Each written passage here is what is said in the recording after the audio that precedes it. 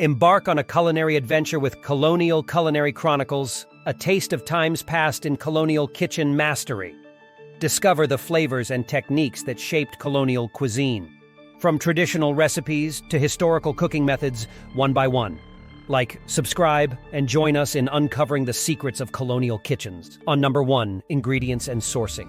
In colonial times, ingredients and sourcing played a crucial role in shaping the culinary landscape. Common ingredients included grains like corn and wheat, various meats such as poultry, pork, and game, a variety of vegetables like potatoes, beans, and squash, and fruits like apples and berries. These ingredients were primarily sourced through a combination of hunting, farming, foraging, and trade. Farms provided a significant portion of the ingredients, with families often growing their own produce and raising livestock for meat. Hunting and foraging supplemented these sources, especially for game meats and wild plants. Additionally, trade routes facilitated the importation of spices, sugar, coffee, and other goods that added depth and flavor to colonial dishes. The availability of ingredients varied by region and season, leading to a diverse array of recipes and cooking styles influenced by both local resources and international trade networks. Second is cooking techniques. In colonial times, cooking techniques were diverse and adapted to the available resources and technology of the era. Open hearth cooking was a prominent method, where food was cooked over an open flame using tools like spits for roasting meats and pots for stews and soups. Dutch ovens were also widely used, allowing for baking, roasting, and stewing in a single vessel. Brick ovens were utilized for baking bread, pies, and other baked goods. These techniques required skill and knowledge of fire management, temperature control, and cooking times. Furthermore, preservation methods like salting, smoking, and drying were employed to extend the shelf life of perishable foods. This allowed colonial cooks to store ingredients for longer periods, especially during winter months or for long journeys. Overall, colonial cooking techniques reflected a blend of traditional practices, innovative adaptations, and the use of available tools and resources to create flavorful and hearty meals. On number 3, regional and cultural influences. Regional and cultural influences had a profound impact on colonial-era cuisine, shaping the ingredients, flavors, and cooking techniques of different regions. Native American, European, English, French, Spanish, Dutch, and African culinary traditions all contributed to the diverse tapestry of colonial foodways. Native American cuisines introduced ingredients like corn, beans, squash, and various wild plants, which became staples in colonial diets. They also influenced cooking methods such as pit roasting and using cornmeal in various dishes. European settlers brought their own culinary traditions, including techniques for baking bread, brewing beer, and preparing hearty stews. They also introduced new ingredients like wheat flour, dairy products, and spices that enriched colonial cuisine. African influences were significant, particularly in the southern colonies where enslaved Africans brought knowledge of rice cultivation, okra, yams, and various cooking techniques such as frying and seasoning with spices and herbs. Number 4, seasonality and food preservation. In colonial times, people depended on what foods were available each season due to limited preservation methods. Spring and summer brought fresh fruits and veggies like peas, beans, tomatoes, apples, and berries. Hunting was also easier during these times. To have food all year, they preserved extras. They used methods like salting and smoking meats, drying fruits and veggies, and pickling. They also stored root vegetables like potatoes, carrots, and onions in cool places called root cellars. By doing this, colonial cooks could cook diverse meals even in winter. They were smart about using what was around and keeping food fresh for when it wasn't growing. These techniques were crucial for survival in times when fresh produce was scarce, showing their resourcefulness and ability to adapt to seasonal changes. Number 5, social aspects of dining. In colonial times, dining was not just about eating. It was a social event that reflected cultural norms and values. Meals brought families and communities together, providing opportunities for socializing, sharing news, and strengthening bonds. Etiquette played a significant role in colonial dining, with specific rules governing behavior at the table. This included proper use of utensils, table manners, and seating arrangements based on social status. Table settings were also important, with elaborate dishes, serving platters, and table linens used to impress guests and signify hospitality. Special occasions like weddings, holidays, and religious celebrations were marked by grand feasts with multiple courses and lavish decorations. Additionally, dining in colonial times was often a communal affair, with large gatherings of extended family, neighbors, and sometimes even travelers joining in. These social aspects of dining not only nourished the body, but also fostered connections and camaraderie among colonial communities. Number 6. Colonial beverages. Colonial beverages formed an integral part of daily life and social customs, reflecting the era's cultural and economic dynamics.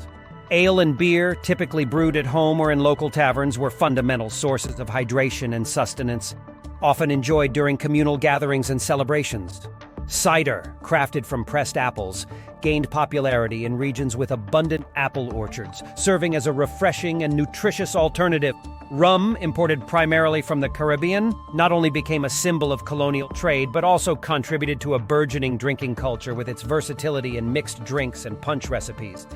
Tea, although initially a luxury import, gradually permeated colonial households, signifying refinement and social status, particularly when paired with coveted commodities like sugar. These beverages not only quenched thirst, but also facilitated social interactions, discussions, and the formation of cultural traditions, underscoring their multifaceted significance in colonial society. Number 7. Evolution of colonial cuisine. The evolution of colonial cuisine reflects a dynamic blend of indigenous traditions, European influences, and adaptations to local resources and environments. Initially, colonial cooking relied heavily on native ingredients such as corn, beans, squash, and game meats, combined with European techniques like baking, brewing, and preserving.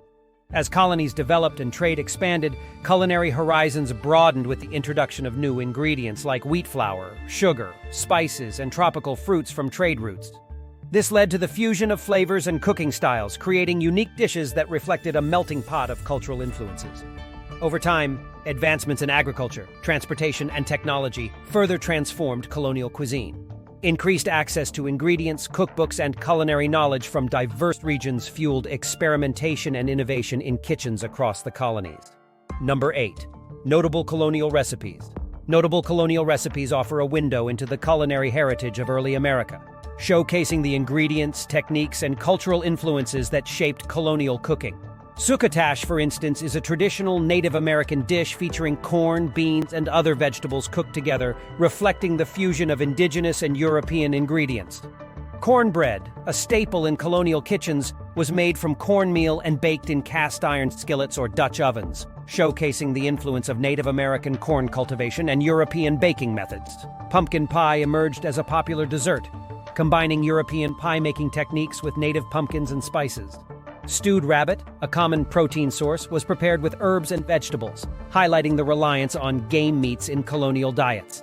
Apple pie, often made with locally grown apples and a buttery crust, became an iconic American dessert that continues to be enjoyed today. Number 9. Health and nutrition. Health and nutrition in colonial times were influenced by the available resources, cultural practices, and knowledge of the era. The colonial diet was typically hearty, consisting of staples like grains, meats, vegetables, and fruits. However, it lacked some of the dietary variety and nutritional balance seen in modern diets. Colonial diets were often high in carbohydrates and fats due to the reliance on grains, meats, and dairy products. The lack of refrigeration also meant that preservation methods like salting and smoking were common, which could increase sodium and fat intake.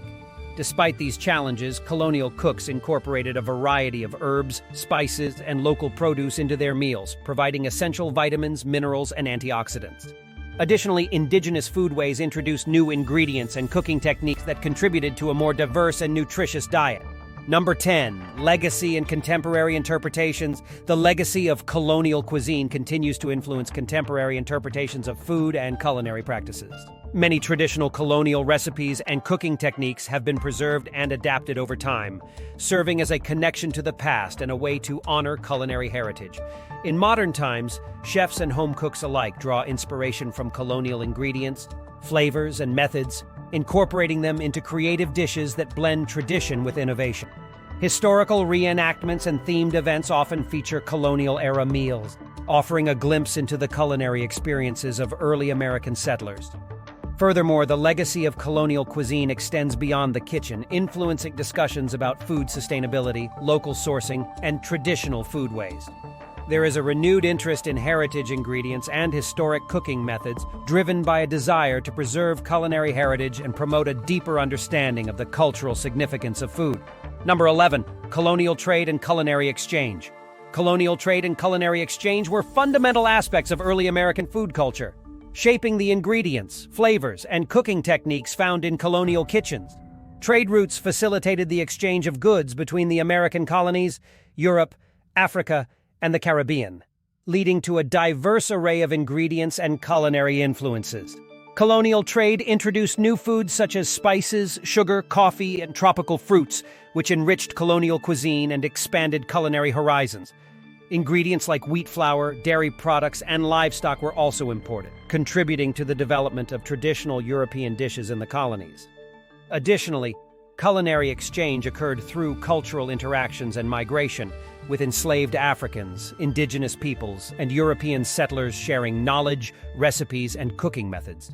This cultural fusion resulted in the creation of unique colonial dishes that blended indigenous European and African flavors and techniques. Number 12, economic factors. Economic factors were instrumental in shaping colonial culinary practices and foodways. The colonial economy was largely agrarian, with agriculture serving as the backbone of society. Farmers grew a variety of crops, including grains, vegetables, and fruits, which formed the basis of colonial diets. Trade played a significant role in the colonial economy, with goods like spices, sugar, tea, and coffee being imported from Europe, Africa, and the Caribbean. These imported ingredients added depth and flavor to colonial cuisine, but were often expensive and considered luxury items, accessible mainly to the affluent. Additionally, economic disparities influenced food accessibility and dietary patterns. Wealthier colonists had access to a wider variety of foods and could afford imported delicacies, while lower-income individuals relied more on locally grown produce and basic staples. Number 13, gender roles in cooking. Gender roles in cooking during colonial times were largely defined by societal norms and expectations. In most households, women were primarily responsible for food preparation and cooking. They managed the daily meal planning, grocery shopping, and cooking tasks, often using locally sourced ingredients and traditional recipes passed down through generations. Women's roles in colonial kitchens extended beyond cooking to include food preservation techniques like salting, pickling, and drying, as well as managing household gardens and livestock for fresh produce and meat. These responsibilities were seen as essential contributions to family well-being and household management. Men, on the other hand, were typically involved in tasks like hunting, fishing, and farming, providing the raw ingredients that women would then transform into meals. However, men also played a role in certain aspects of food preparation, such as butchering meat and overseeing larger cooking projects for special occasions or communal gatherings. Number 14, foodways of indigenous peoples. The foodways of indigenous peoples in colonial times encompassed a rich and diverse array of culinary traditions, ingredients, and cooking techniques. Native American tribes across different regions had distinct food cultures, relying on locally available resources for sustenance and nutrition. Indigenous diets were characterized by a reliance on seasonal fruits, vegetables, and wild game, such as corn, beans, squash, wild berries, deer, and fish. These ingredients were often cultivated, hunted, or foraged using traditional methods that had been passed down through generations. Cooking techniques included methods like pit roasting, boiling in clay pots, smoking, drying, and fermenting. These techniques not only preserved food but also enhanced flavors and textures, creating unique dishes that reflected the natural bounty of the land. Furthermore, indigenous foodways were deeply intertwined with cultural practices, rituals, and beliefs, with food serving as a means of sustenance, celebration, and cultural expression within tribal communities. Number 15, colonial banquets and feasts. Colonial banquets and feasts were elaborate social events that served as opportunities for community bonding, celebrations, and showcasing culinary prowess. Held on special occasions like weddings, holidays, and religious festivities, these gatherings featured an abundance of food, drinks, and entertainment. Banquets and feasts were often hosted by wealthier families or community leaders who spared no expense in creating lavish spreads that included a variety of dishes, desserts, and beverages. Roasted meats such as turkey, ham, and venison were centerpiece attractions, accompanied by side dishes like mashed potatoes, vegetables, bread, and pies. The preparation and presentation of food were meticulously planned to impress guests and demonstrate the host's hospitality and social standing. Table settings were ornate, with fine china, silverware, and linens adding to the grandeur of the occasion. Thank you for joining us on this flavorful journey through colonial cuisine. We hope you enjoyed exploring the traditional recipes and historical cooking methods with us. Don't forget to like, subscribe, and share this video.